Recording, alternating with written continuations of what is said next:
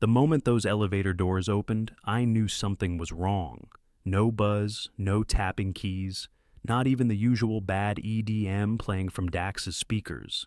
Just silence, thick, uncomfortable, like something had died. My name's Nate. I'm 43 years old, live in Raleigh, North Carolina. I run a back-end engineering team for a mid-sized software firm. Or, I did. 3 days earlier, I flew to St. Louis for a regional review. Crushed it. Got us some extra budget. Greenlit an advanced training module we'd been chasing for months. I was riding high. But when I stepped into our section, everything was gone. Not quiet day at the office gone. I mean desks, chairs, monitors, wiped. No Finola, no Ren, no Vega. The walls still had our old smudge marks. You could see the dust outlines where our rigs used to sit. Even the busted coffee maker we'd all chipped in for. Gone. I turned in a slow circle. What the hell happened? Quick note, before we go further, share which city or country you're watching from. I flagged down Chris from finance as he walked by, face buried in his phone. Chris, what the hell happened to my team? He froze, eyes darting past me like he didn't want to get involved. They moved you guys. Yesterday, moved us where? He scratched the back of his neck, wouldn't look at me. Basement. Excuse me? Orders from Marcus. Said the space was needed for the new guy. I didn't ask anything else. Just got back in the elevator and hit B1. Nobody used the basement. It was mostly storage and overflow junk. When the doors opened, it smelled like wet concrete and old wires. I walked past mop buckets and half-labeled boxes until I found a metal sign screwed crooked into the wall. Engineering Unit B. Inside, it looked like a bomb shelter with Wi-Fi. Exposed pipes overhead. Folding tables jammed together like a last-minute garage sale. One sad bucket catching water under a leak. My entire team crammed in like we'd been evicted. Finola looked up first. She didn't smile, just pushed her glasses up and said, "While you were out, Marcus brought in movers. Said we had 30 minutes. I didn't say a word. I walked back into our old space, and there he was. One guy, designer boots, sleek haircut, setting up plaques and glossy certificates on my old desk. Marcus saw me and smiled like nothing was wrong. Perfect timing. Meet Theo. He's our new transformation specialist. Boosted productivity 300% at his last few companies. Needs a little space to roll out his vision." I nodded once, didn't shake hands, just walked back down. When I stepped into the basement again, everyone looked up. I didn't wait. "Pack your stuff," I said. "Not just for now. Everything. Quietly. Start backing up what matters. And keep this conversation between us." They didn't ask questions when I gave the order. Nobody pushed back. They just started packing up drives, pulling backups, and cataloging code. I sat on a milk crate by the door and watched them work. Finola was cross-legged on the floor, plugging through our version control logs like she was sorting a crime scene. Too blunt for most managers, but her brain worked faster than anyone I'd met. She saw breakpoints in her sleep. Ren had 3 monitors hooked up like some kind of hacker movie, cross-referencing system architecture while typing notes at full speed. Fresh out of college, nobody would touch her. Said she was too unpolished, too intense. I knew talent when I saw it. Vega moved slow, methodical, like always. He was 60, maybe 62, wore jeans and polos year-round, retired once. I dragged him back in. He built our hardware backbone from nothing. Never made mistakes. Dax sat in the corner with his noise-canceling headphones, code windows glowing on his screen. Wouldn't say a word unless it was necessary. But I'd never seen him miss a bug. Knew 5 programming languages and wrote like a damn machine. Kyrie hunched over her tablet, scribbling out test scripts in shorthand only she understood. The other departments used her templates without even asking. She didn't care. She just wanted clean results. Indra sat near the server closet, auditing firewalls and security layers. She once accidentally locked a senior VP out of his own dashboard for 2 days. We still joked about it. Nobody ever touched our systems again after that. And Nor, calm, focused, always listening. She wrote the reports that made our work readable for suits, saved us in more than one client meeting when someone started asking too many technical questions. She was the translator, the bridge. Every one of them? I picked, one by one, over 8 years. No handoffs, no transfers.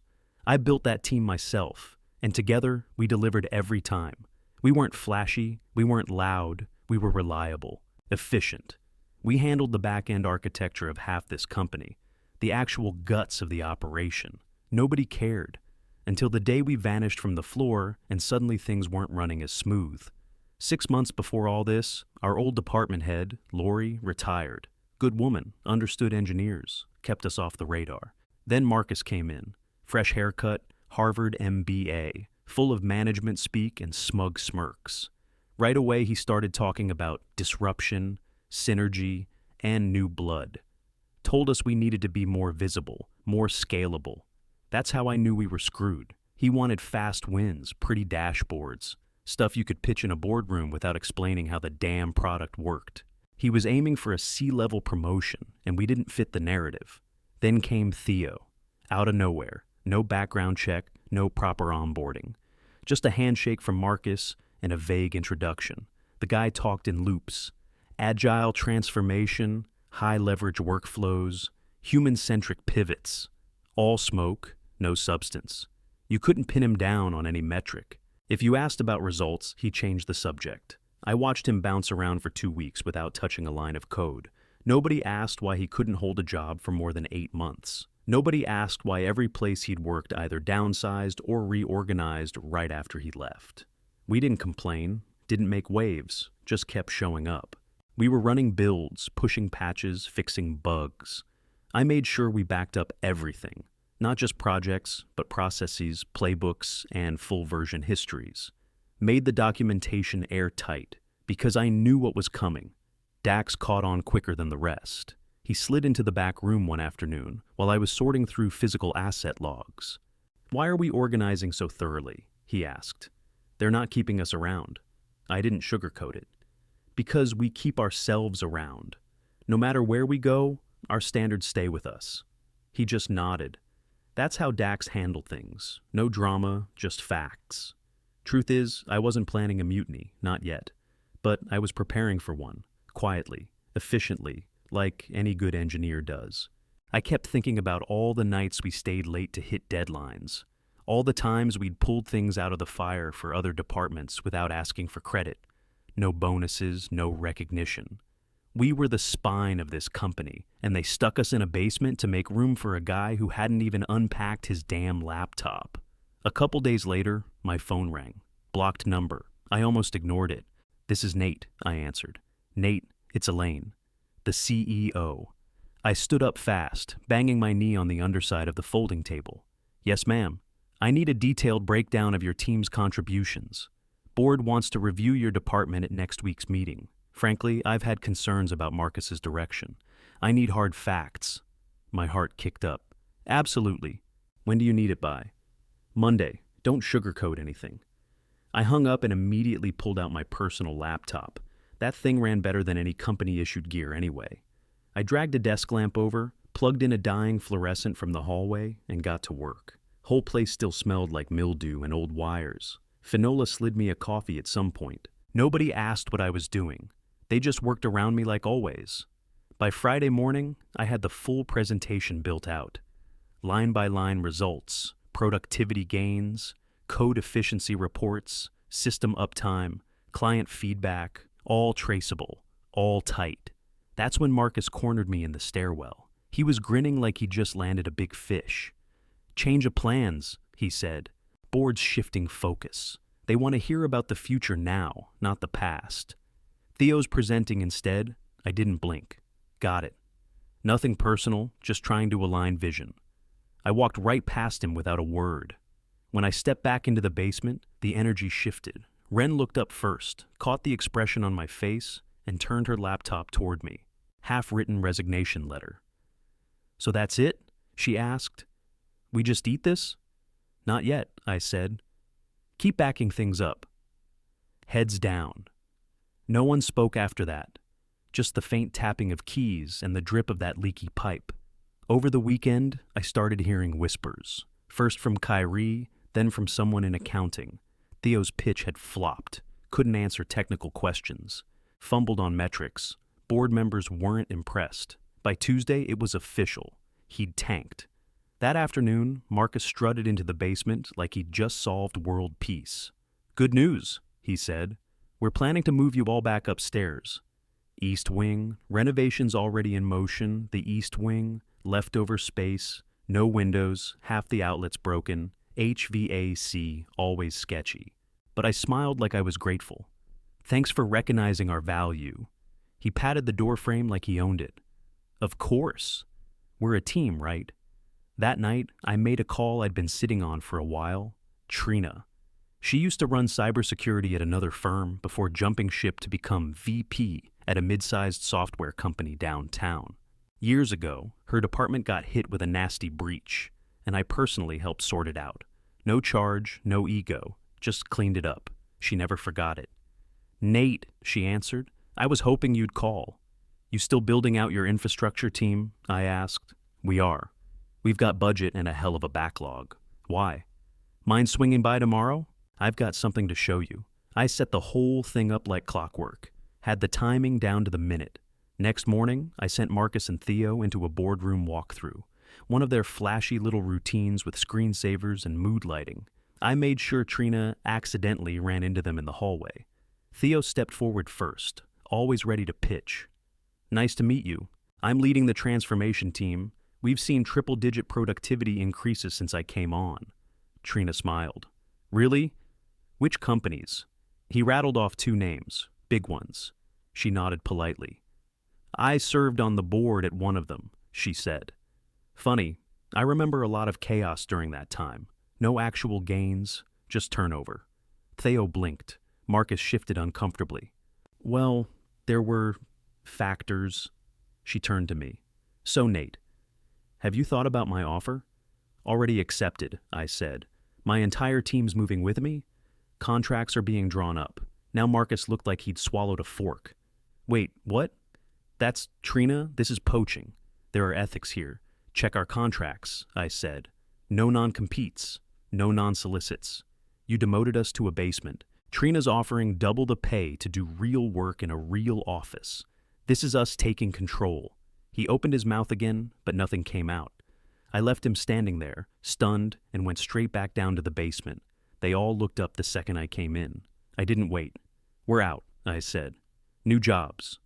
Better pay. Real offices, no pipes, no buckets." Ren blinked. "You're serious?" "Dead serious." "It's done." Vega leaned back in his chair and let out a shaky breath. His eyes were red. Ren whooped loud enough to echo. Dax just nodded, like I was finally catching up. 2 days later, I heard the door before I saw him. Marcus. He stepped into the basement like he was walking into a funeral, collar wrinkled, bags under his eyes, tie crooked. Dude looked wrecked. "Can we talk?" he asked. I didn't stand up, just tilted my head. He took a shaky breath. "The board meets Friday. I need something, anything. We'll match Trina's offer, move you back upstairs, corner office. Name your conditions." He kept his eyes locked on mine. But he didn't say Theo's name, not once. I let the silence drag before I answered. "Some of us already signed contracts." He swallowed hard. "And this was never just about money or office space. You picked a fraud over your own people. You let him walk into our office like he owned it while we got shoved in here like junk. You don't come back from that." His lips tightened. He looked like he was about to break. "You're gonna wreck me," he said. "They're already tearing into me over the board presentation." I didn't say a word, just stared at him until he finally walked out, shoulders sagging, shoes dragging. That night, I got another call. Elaine. "Is it true your whole team's leaving?" she asked, voice clipped. "It is. Meet me tomorrow at 9. Just you. No one else?" She hung up before I could ask a damn thing. I went back downstairs and told the team. They stopped working and looked up at me all at once. Ren was the first to speak. "Are they going to try to block us?" "No," I said. "Legally, they can't. But this isn't over yet." Dax pushed his chair back. "Is this about leverage now?" "It's about options," I said. "But yeah, we've got their attention." That night, I didn't sleep much. I kept pacing, going over contracts in my head. I trusted Elaine more than Marcus. But that wasn't saying much. At 8:50 the next morning, I walked into the executive wing for the first time in months. Glass doors, thick carpet, silent halls. Felt like stepping into another company. Elaine's assistant waved me in without a word. She was already seated, phone face down, papers in front of her. Her office looked out over the skyline, bare walls, clean desk. You could tell she didn't mess around. "I'm not here to beg," she said before I sat down. "Good," I said, "because I'm not here to gloat." She slid a folder across the table. "Read that." I opened it. Offers, salaries, bonuses, equipment budgets, access to direct board meetings. I didn't even know we had a software R&D discretionary fund. "This is better than Trina's," I said. "I know," she said, "because I'm trying to fix a mess I didn't make." I closed the folder but didn't push it back. "Why now?" I asked. "Politics," she said without blinking. "The board backed Marcus." I didn't. I told them Theo was a risk. They didn't listen. Now they see it. I want to win. That's it. I could respect that. But I wasn't going to make it easy. "I'll talk to the team," I said. "But this isn't a buyout." She raised an eyebrow. "We're not for sale," I added. "If we stay, it's on our terms." She nodded once. "Then bring me terms." Back in the basement, I called a team meeting. First real one in weeks. Nobody opened their laptops. We sat in a loose circle, shoulder to shoulder, finally just talking. We talked about what we wanted, what we'd tolerated, what we'd earned. There was anger, some fear, but also pride. Finally, I said, "We split. 4 stay. 3 go to Trina. We build a bridge, a pipeline. No employer ever gets the full set again." They looked at me like I just said something holy. Finola was the first to break the silence. She grinned. "That's so damn smart." The next morning, I was back in Elaine's office. They all stopped what they were doing when they saw my face. "Elaine wants us back," I said. Under her, not Marcus Finola, raised an eyebrow. "What's the catch?"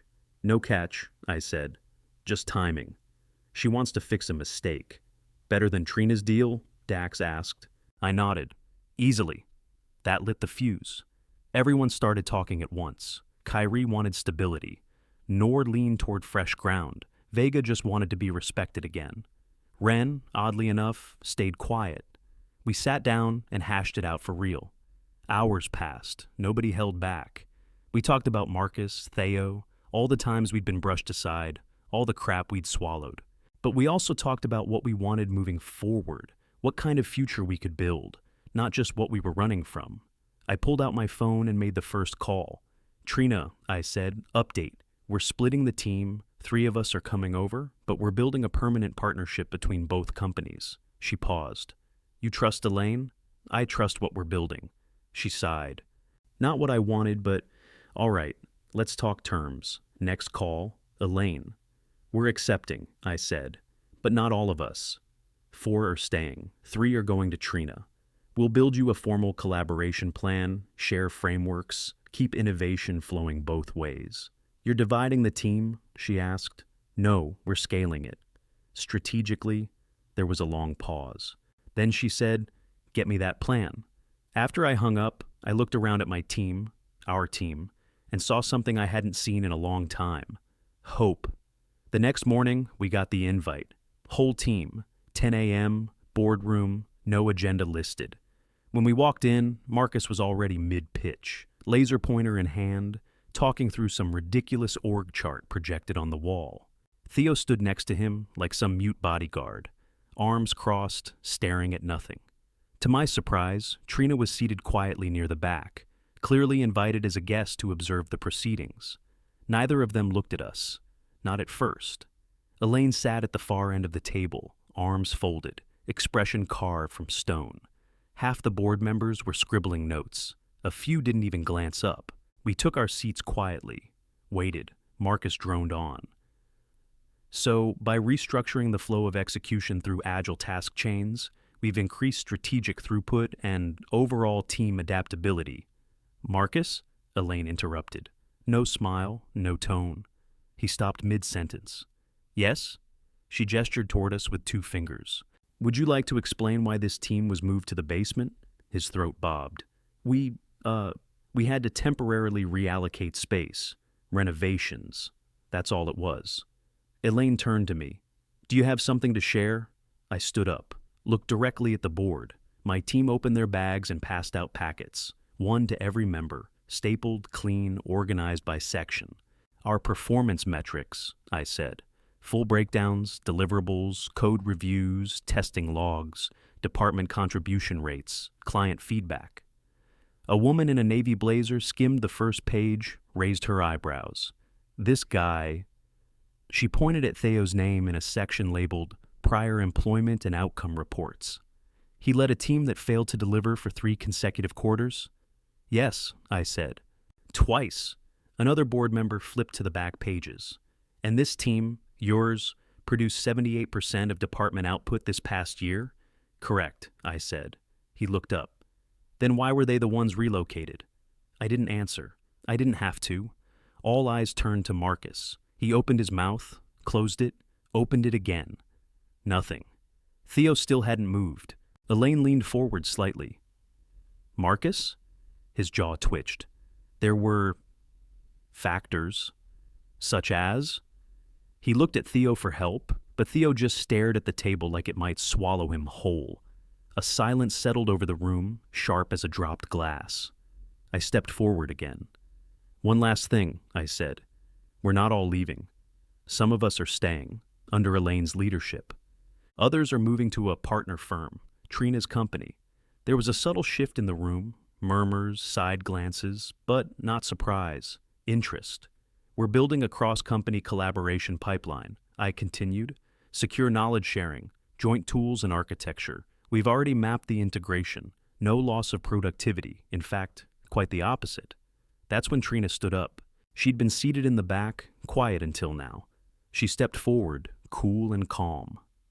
Our firm is thrilled to work with a team of this caliber. We've seen firsthand what they're capable of. This model, split leadership, shared innovation, it's the future. Elaine didn't flinch. And they'll be empowered here to do the same. The board sat frozen. No one interrupted.